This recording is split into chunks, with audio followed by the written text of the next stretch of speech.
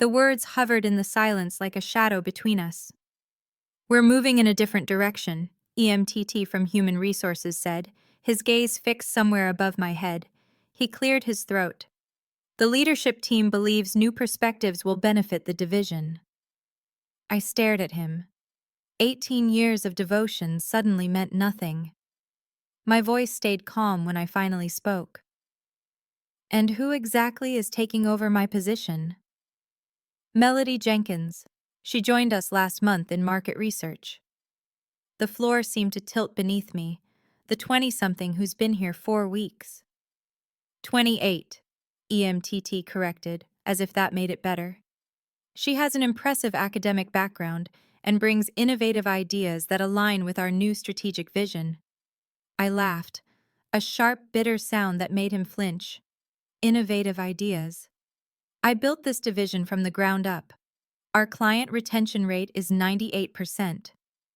What exactly needs innovating?" "This isn't a performance issue, Renata." He slid a folder across the desk.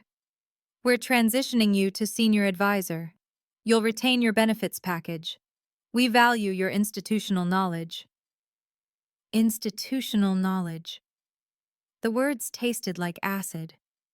That's what you call 18 years of relationships I've cultivated. The crisis I managed when our biggest client almost left. The nights and weekends I sacrificed with my daughter to keep this place afloat. EMTT's face remained unreadable. Professional, rehearsed. "Your new workspace is ready. You can move your things today." The next morning, I watched Melody settle into my chair. My chair. Her manicured fingers tracing the desk edge as she arranged her things. A potted succulent.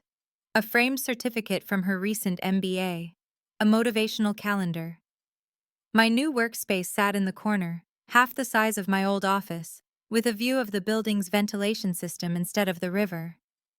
The plate on my door reading Division Director had already been replaced with Senior Advisor before I even arrived. The team meeting began at 9 o'clock. My team, my people. They filed into the conference room, avoiding my eyes, shoulders tense with the awkwardness of shared betrayal. Melody stood at the head of the table. My spot, her youth painfully apparent in her nervous stance. "Good morning, everyone." Her voice was too bright, too eager. "I'm so excited to be leading this amazing team. I've been reviewing our client portfolio and have some thoughts on restructuring our approach." I watched silently as she stumbled over client names. "And our work with Moss on Ellie needs a refresh." "Massinelli," I corrected softly. "They're very particular about the pronunciation." 20 pairs of eyes swung toward me. Melody's smile tightened. "Right, thanks for that, Regina. Renata, of course. Sorry about that." She laughed nervously as I said nothing. I glanced down as my phone vibrated with a message. The sender made my heart leap. Dario Massinelli, heir to the Massinelli Empire, and my main contact for our largest client. "First meeting confirmed. Tuesday, 8 a.m., usual place. Curious about recent changes." I slipped my phone back into my pocket, allowing the tiniest smile as Melody fumbled through explaining project timelines. She clearly didn't understand. My fingers tapped lightly against my thigh, counting down. 3, 2, 1. "Excuse me," Jaime from Finance interrupted, "but doesn't this timeline conflict with the Massinelli quarterly review?" Melody blinked. Well, we can adjust." "The Massinelli review requires 6 weeks of preparation," Anna from Analytics added. "We always block that time. It's been this way for 7 years." The room fell uncomfortably silent as Melody shuffled through her notes, finding nothing. This was only the beginning. Before we continue, thank you for taking the time to read this story. If you're enjoying it so far, please hit the like button and subscribe to catch more stories like this one. Your support means everything, and your comments help me know what resonates with you. Now, let's return to how this corporate nightmare unfolded. My name is Renata Vega. For 18 years, I poured everything into building the regional market division of a top consumer insights firm. I had started as a research assistant and climbed to division director through sheer determination and strategic brilliance. I knew every client personally. I remembered their children's birthdays. I solved problems before they became disasters. I was 46, the first silver strands showing in my dark hair, earned through years of stress and sacrifice. My daughter Zoe had grown up watching me work late nights, miss school plays, and postpone vacations. Just until this project wraps up, I'd always say. The projects never stopped. The signs of my impending removal had been subtle at first. CEO Jerome started taking Melody to executive lunches without explanation. My meeting invitations vanished from my calendar. Technical glitch, it claimed. Projects I had nurtured were suddenly reassigned for fresh perspective. I should have seen it coming. Jerome had been steering the company toward a younger image. Digital natives understand today's market, he'd say during leadership meetings, eyes sliding past me to the younger team members. Never mind that our digital analytics platform was my initiative. After that first humiliating meeting, Melody summoned me to her office, my former office, where she had already replaced my awards with her framed diplomas. "I need your help understanding the Massanelli account," she said, panic edging her voice. "They've requested a strategic presentation for next week." I nodded, expression neutral. "The Massanelli's value tradition. They'll expect our standard quarterly review format, but I wanted to show them my new approach," she said, pulling up a flashy slide deck filled with animated transitions and industry buzzwords. I watched her scroll through it, noting 6 critical errors that would offend our conservative Italian clients. "This is certainly innovative," I said carefully. "You don't like it?" She frowned. "It's not about my preferences, it's about what works with this particular client." Her eyes narrowed. "Jerome hired me to modernize things, Renata. The company needs fresh energy." The subtext was clear. You're obsolete. That night at home, I sat at my kitchen table, laptop open, a glass of wine untouched beside me. Zoe found me there at midnight, still staring at my email. "Mom, are you okay?" I looked up at my 20-year-old daughter, her face concerned. "They replaced me," I said, the words still strange in my mouth, "with someone younger, someone with less experience than you have babysitting." Zoe slid into the chair beside me. "That's insane. You built that place." "Apparently, that's the problem. I'm too established." "You mean too expensive and too smart?" Zoe said fiercely. "Too intimidating for some insecure CEO." I smiled sadly. "Maybe." Zoe squeezed my hand. "So, what's your plan?" "Plan? Mom, you always have a plan. You're the queen of contingencies, remember?" She pointed to the notebook beside my computer. "What's plan B?" I looked down at the notebook where I'd started jotting ideas. "I'm working on it." "Good," she said firmly.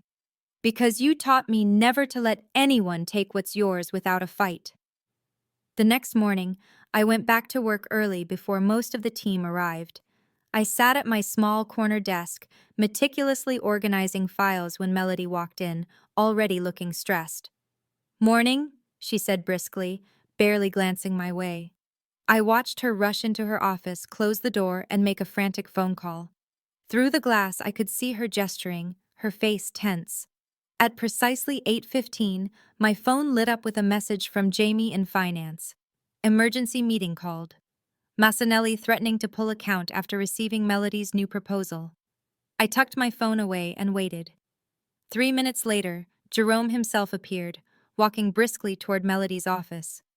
"Where's the Massanelli file?" he demanded, loud enough for me to hear. I continued quietly sorting papers, pretending not to notice the crisis unfolding. By 8:30, Jerome emerged from Melody's office and headed straight for my desk. "Renata," he said, his businessman's smile firmly in place. "We need your expertise on a sensitive matter." I looked up, expression mild. "How can I help?" "The Massanelli situation. Has there been a misunderstanding with our oldest client? I asked innocently. Jerome's smile tightened. Melody tried introducing some updates to their service package. There's been pushback. That's unfortunate. I maintained eye contact, making him squirm slightly. We need you in the emergency meeting. You know Dario better than anyone. I nodded, gathering my notebook.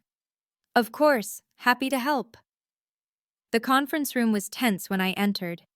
Melody sat at the head of the table, face pale, Jerome next to her. The speakerphone in the center connected us to Dario Massanelli in Milan. We have Renata joining us now, Jerome announced. Dario's voice immediately warmed. Buongiorno. Finally, someone who understands our business. Bijuro, Dario, I replied, slipping into the Italian pleasantries I knew he valued. Come, sta la familia. How is Sophia's university experience going? Brillante, she loves Oxford. She was just asking about your Zoe.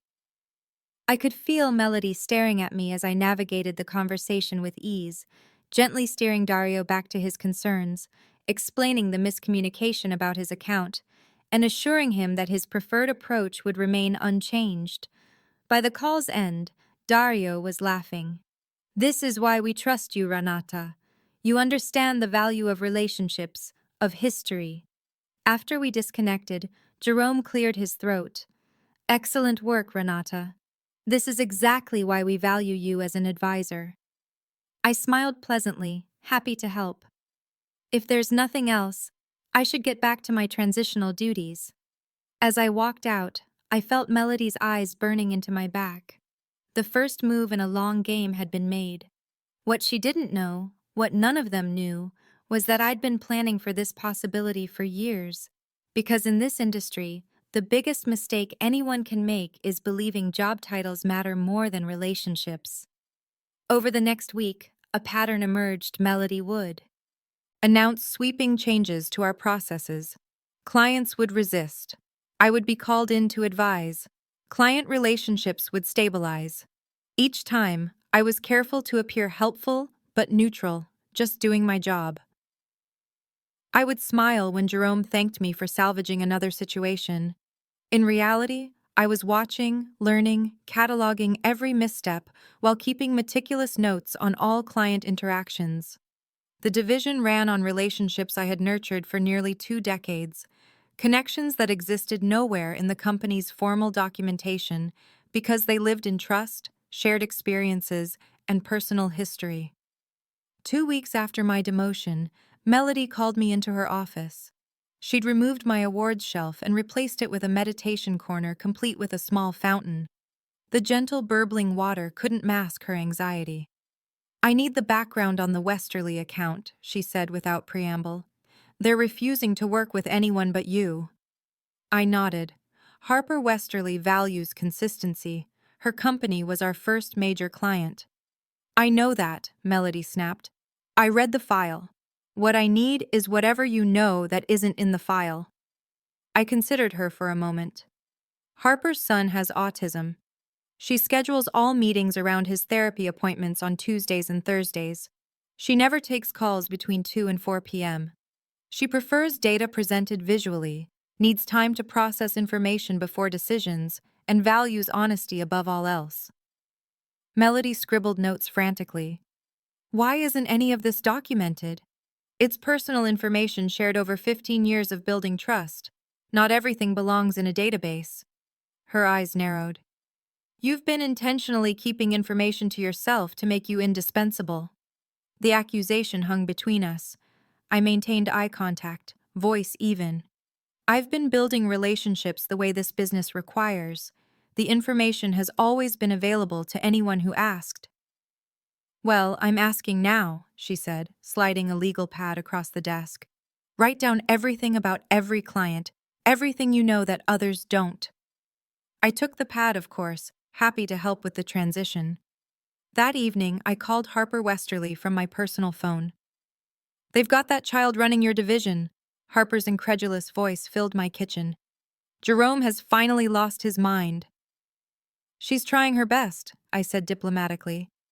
Her best included sending me a proposal that ignored our entire sustainability initiative, Harper replied. Then she suggested meeting during Ryan's therapy time. When I declined, she asked if I could just skip it this once. I winced. I'm sorry about that. Don't apologize for her. What's really going on, Renata? Why would they sideline you? Fresh perspectives, apparently. Harper snorted. Cheaper perspectives, you mean? Our contract renewal is coming up next quarter. I hope they don't expect the same terms without you at the helm. I made a non-committal sound. I'm still with the company as an advisor. For now, Harper said knowingly. Let me guess. They'll phase out your position once they think they've extracted what they need. The conversation shifted to her son's progress, but Harper's insight lingered. She wasn't wrong. My senior advisor role was clearly temporary, a convenient way to extract my knowledge before discarding me completely. The next morning, I handed Melody my client notes, a carefully curated collection that included everything generally known within the team, but omitted the deeper personal connections and insights that made the relationships truly valuable. This is it, I confirmed. Melody flipped through the pages, frowning. The essentials, I added. The rest comes with time and relationship building. She muttered something under her breath that sounded like convenient before dismissing me. That afternoon, our team gathered for the monthly progress meeting. I sat in the back corner, observing as Melody presented her vision for restructuring our client approach. We need to standardize our processes, she announced, displaying a rigid timeline of client interactions. Too much of our current workflow depends on individual relationships rather than scalable systems. Jamie from finance raised his hand. Won't that undermine the personalized service our clients expect? Personalization can be systematized, Melody insisted. We'll create detailed client profiles and protocol libraries. I watched my team exchange glances. They knew what Melody didn't, that our clients valued the human connection above all else. They stayed with us because we remembered their children's names, their preferences, their histories. No database could replicate that. After the meeting, Anna from Analytics lingered by my desk. This is going to be a disaster, she whispered. The Kowalski Group specifically told me last week they chose us over competitors because we don't treat them like a transaction. I nodded sympathetically. Change can be challenging. That's all you have to say. Anna looked shocked. You built this approach. You're just going to watch her dismantle it? I met her eyes calmly. I'm in an advisory capacity now. Melody has the authority to implement her vision. Anna studied me. You're planning something. I smiled slightly. I'm adapting to my new role just like everyone else. Right, Anna said, clearly unconvinced. Well, when this ship starts sinking, I hope you've saved some lifeboats for the rest of us. As she walked away, my phone buzzed with a message from Dario Massanelli. Meeting request denied. New process not compatible with our expectations. What's happening over there? I pocketed my phone without responding. The cracks were beginning to show. By the 1-month mark of Melody's leadership, client complaints had doubled. 3 smaller accounts had already announced they were exploring other options. Team morale plummeted as Melody implemented rigid reporting structures that doubled everyone's administrative workload. Jerome started appearing in our department more frequently, his forced smile growing thinner with each visit. I maintained my quiet corner position, diligently completing the increasingly meaningless tasks assigned to me while watching the division I'd built begin to crumble. You need to do something, Jaime cornered me in the break room. Ferguson Hotels is threatening to walk. That's $1 million account. I'm sure Melody has a plan, I replied, stirring my tea. Jaime lowered his voice. The team is talking. Some are updating their resumes. Anna has an interview next week. That got my attention. Anna's leaving. Can you blame her? Melody rejected her analysis methodology and implemented some cookie-cutter approach she brought from business school. The data is garbage now. I frowned. Anna was brilliant. the best analyst I'd ever worked with. Losing her would be a major blow. "What exactly do you expect me to do?" I asked quietly. "I don't know. Something. Anything.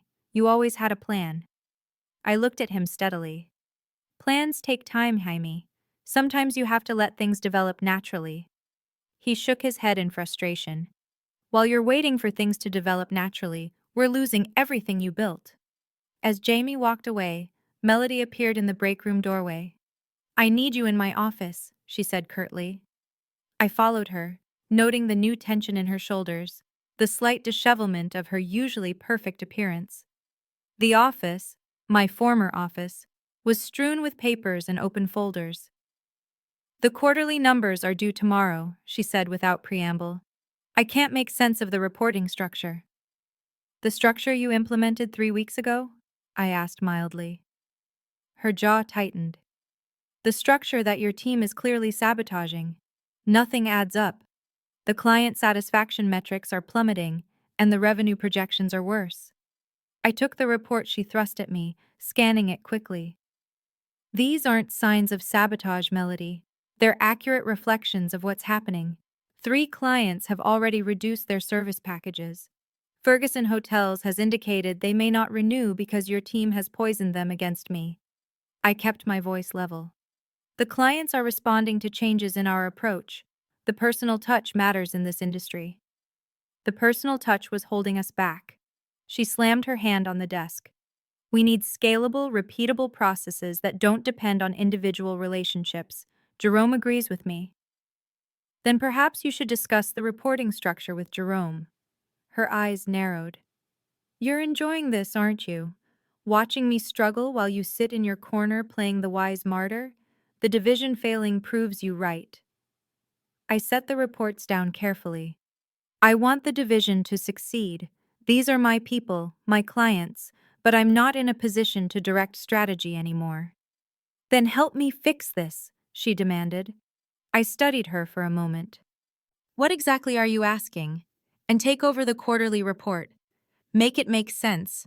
Show me how to present these numbers without Jerome firing me on the spot." And there it was, the leverage point I had been waiting for. I nodded slowly. "I'll need access to all the client files again, and I'd like Anna pulled off her current project to assist me." Melody hesitated, then nodded tersely. "Fine. Whatever it takes. The presentation is at 10 a.m. tomorrow." As I left her office, I allowed myself a small smile. The chess pieces were moving exactly as anticipated. What Melody didn't realize was that I wasn't playing to win back my old position. I was playing a much longer game. That night, I worked late in the office long after everyone else had left. With my temporarily restored access, I compiled a comprehensive analysis of division performance before and after Melody's arrival. The numbers told a stark story that no amount of creative presentation could disguise. Anna joined me around midnight, coffee in hand.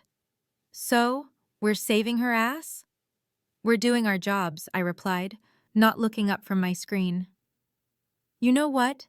I don't understand," Anna said, settling into a chair beside me. "Why aren't you angry? They took everything from you and handed it to someone who's destroying it. How can you just sit there so calmly?" I finally looked up. "Who says I'm not angry?" Anna studied my face. "You're plotting something."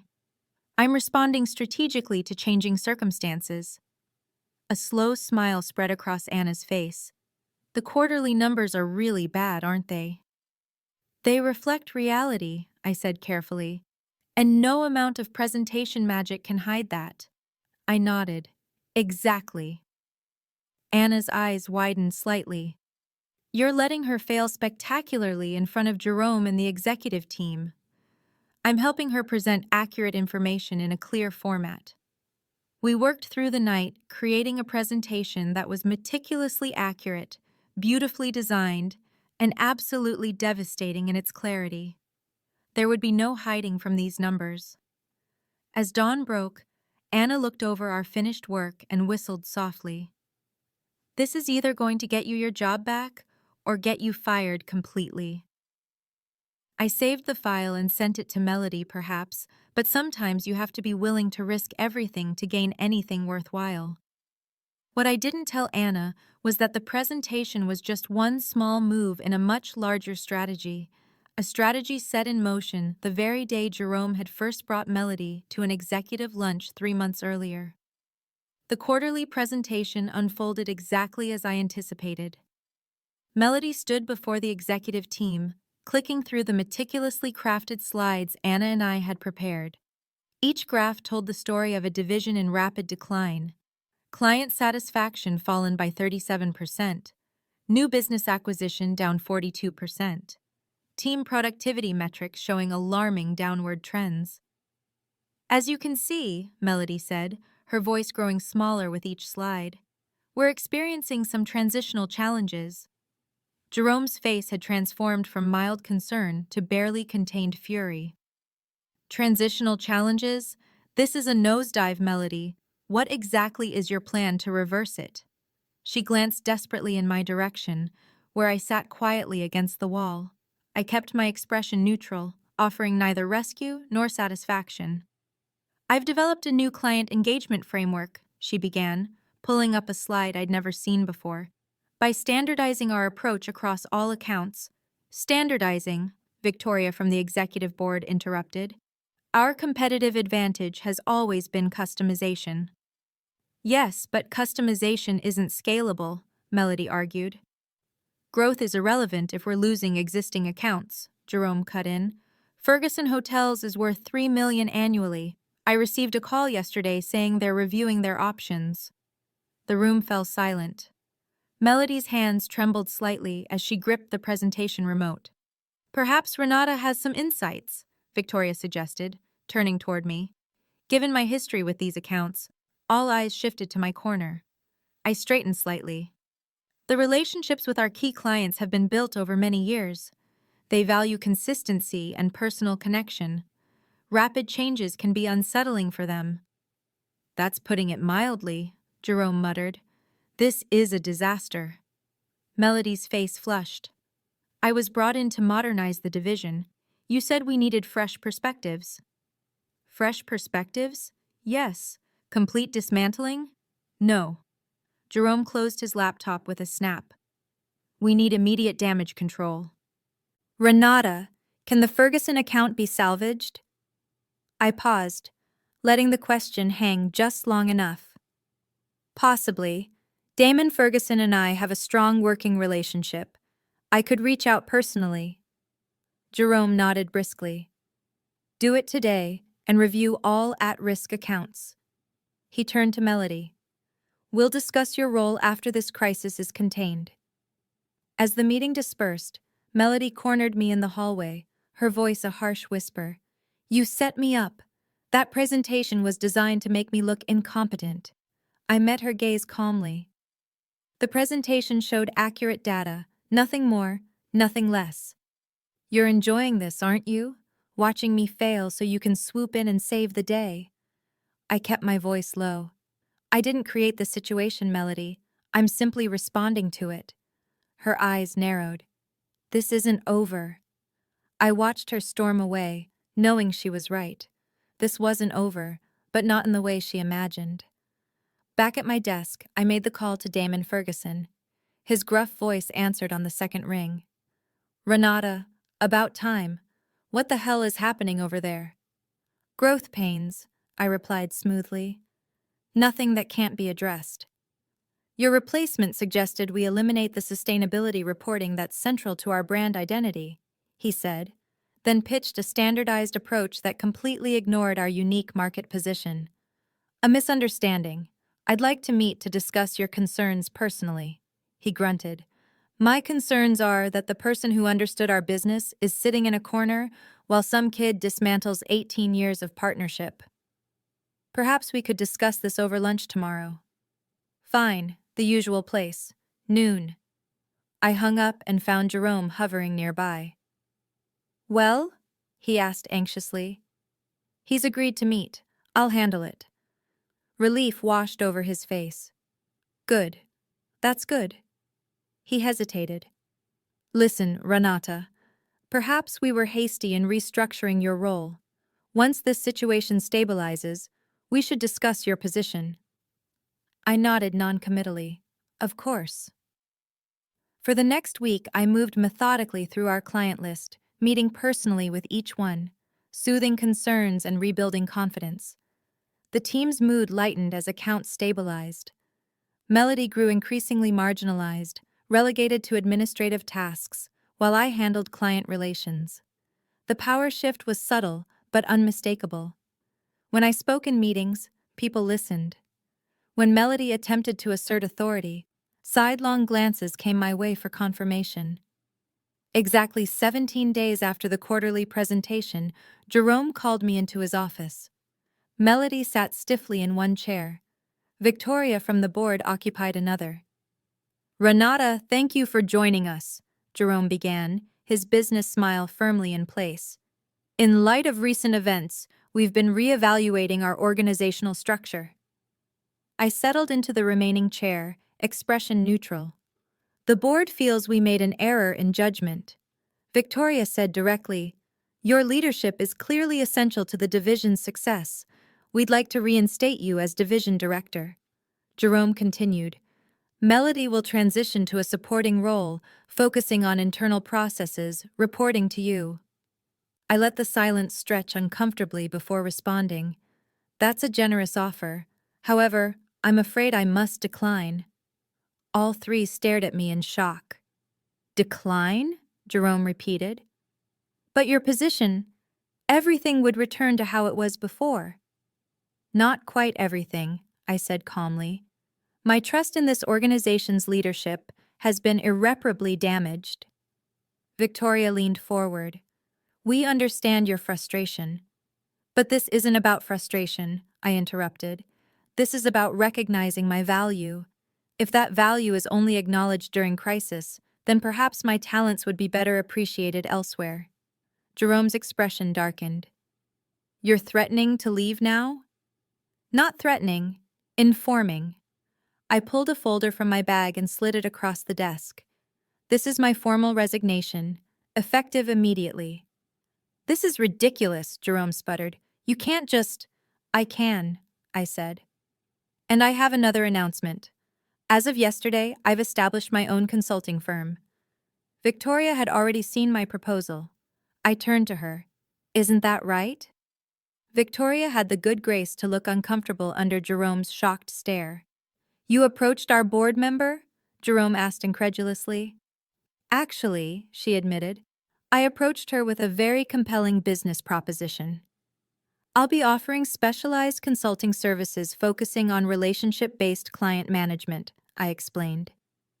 Victoria recognized the potential value immediately. Jerome's face reddened. This is a conflict of interest. Your contract has non-compete clauses which apply only to direct competitors in our market space. I finished for him. My firm operates in an advisory capacity across industries. Perfectly legal. My lawyer confirmed it. Your clients will follow you, Melody said quietly, speaking for the first time. You've planned this all along. I turned to her. Not all of them. Only those who value relationship continuity over corporate structure. My firm will be very selective about its clients. Jerome slammed his hand on the desk. This is unacceptable. After everything this company has done for you, after 18 years of dedication, I was discarded without consideration. I corrected him. That clarified my value to this organization perfectly. I stood to leave, then paused. Oh, and you should know Anna from Analytics and Jamie from Finance have accepted positions with my new firm. They'll be submitting their resignations this afternoon. The silence that followed was deafening. You can fight this, Jerome finally said, voice tight. But you'll lose. We have resources you can't match. I smiled slightly. Resources aren't everything, Jerome. As you're discovering, sometimes relationships matter more. As I walked out, Victoria called after me. We should continue our discussion about that board position. I nodded without turning back. My assistant will schedule it. 3 months later, My firm occupied the top floor of a riverside office building with floor-to-ceiling windows. 12 former teammates had joined me, bringing their expertise and client relationships. Our client roster included 7 major accounts that had followed us from Jerome's company, plus 11 new ones drawn by our reputation. Melody had been let go within weeks of my departure. Jerome had been forced to take a more active role in division management, something he'd always avoided. On a crisp autumn morning, I sat across from Dario Massanelli at our usual breakfast spot. He raised his espresso in a small toast. "To brilliant strategy," he said with a knowing smile. "When did you first begin planning your exit?" I sipped my tea before answering. The moment I noticed Jerome bringing Melody to executive meetings 3 months before my demotion. A wise business person always recognizes the signs, and you let the situation deteriorate intentionally. I corrected him. The best revenge isn't orchestrating someone's failure, it's creating your own success from their mistake. Dario laughed appreciatively. "You know, Jerome called me personally last week, offered a substantial discount to return our business to his company. And I told him, relationships aren't built on discounts. They're built on trust, consistency, and understanding." He gestured around the bustling cafe. "Like this breakfast we've shared every month for 7 years. My phone buzzed with a message from Zoe. "Ferguson signed the 3-year contract. Celebration dinner tonight." I smiled, typing back my confirmation before returning to Dario. The most powerful plan B isn't about destruction. It's about creation.